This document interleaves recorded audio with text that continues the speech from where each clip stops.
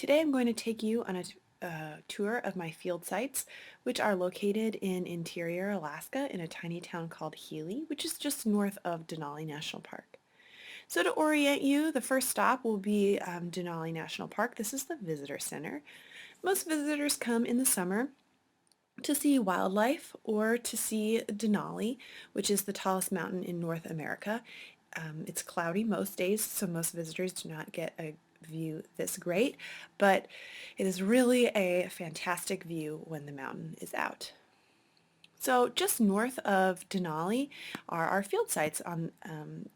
Between Denali and our field sites is the last foothills of the Alaska Range. So our field sites are on the north slope of that and are tundra field sites. So the first site that we're going to go to is called SUR, the Carbon in Permafrost Experimental Heating Research Site. So this is a manipulative field experiment, which means that we are intentionally warming the tundra to see how carbon in the tundra will respond. It's supposed to simulate climate change to see how soil carbon and plant carbon will respond to warmer temperatures. There are 3 experimental blocks, and within each block there are 2 replicates of both a warming and a control treatment. So these are shapefiles of the plots with their names, which probably only mean something to those of us who have worked at the field site.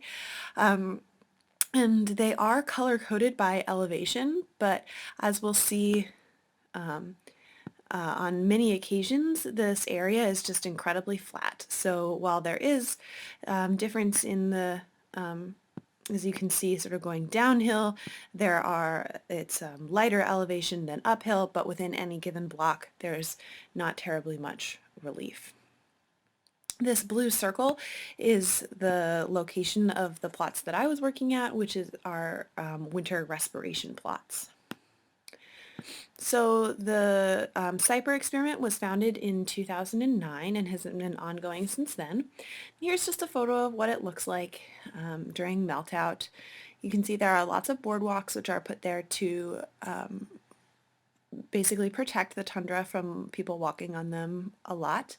And the wires are for the flux chambers. The next field site that we're going to go to is called the thaw gradient, which was set up in 2004. And unlike SUR, it's not an experiment, it is an observational study. So we have areas of minimal, moderate, and extensive thaw. And at each of these areas, we're just monitoring to see how soil and plant carbon is responding. This area is much less built up, as you can see in this photo. It looks more just kind of like a natural tundra. So these 2 field sites, the thaw gradient and SUR, are run by Ted Schur, who's a professor at Northern Arizona University. And as I mentioned, the thaw gradient has been ongoing since 2004.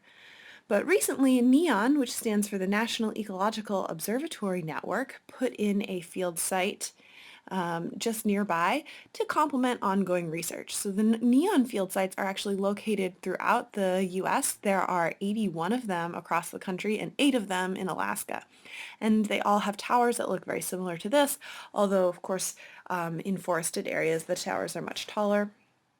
They're measuring the same things so that researchers can compare across field sites. I really struggled with finding a way to show elevation because, as you can see in these pictures, just everything is pretty flat.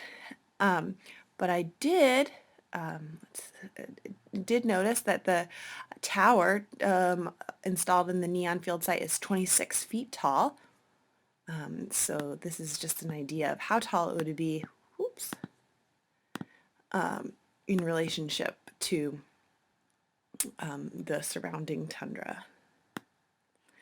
So that completes the tour of the field sites. There are 3 field sites in the area, but if you wanted to come to visit, it might be nice to stay at Earthsong Lodge. Earthsong is located at the end of the paved road before it becomes gravel, And it's just a nice little lodge where tourists come to stay, mostly people who are visiting Denali National Park.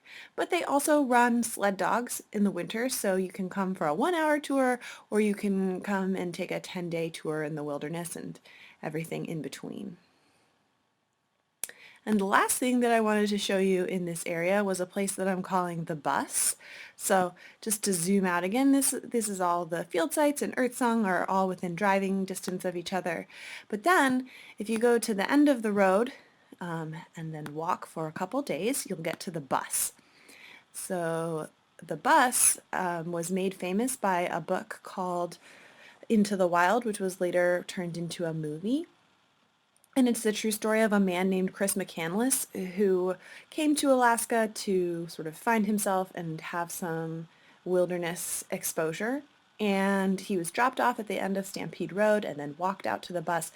He found the bus, although it was known to locals for quite some time, and lived there for many months before he ended up dying of starvation. And the bus has become a sort of pilgrimage of sorts for hikers who sympathize with Chris McCandless or can understand what he was going through. I actually was able to go out to the bus, but we went during the winter with dog sleds, so you can go there and back within a day, whereas if you need to hike out there, it's a 2-day backpacking trip. So that concludes the tour of the area. I'll zoom out once again just so you can get an idea of where everything is located in relationship to each other, and then once again in relation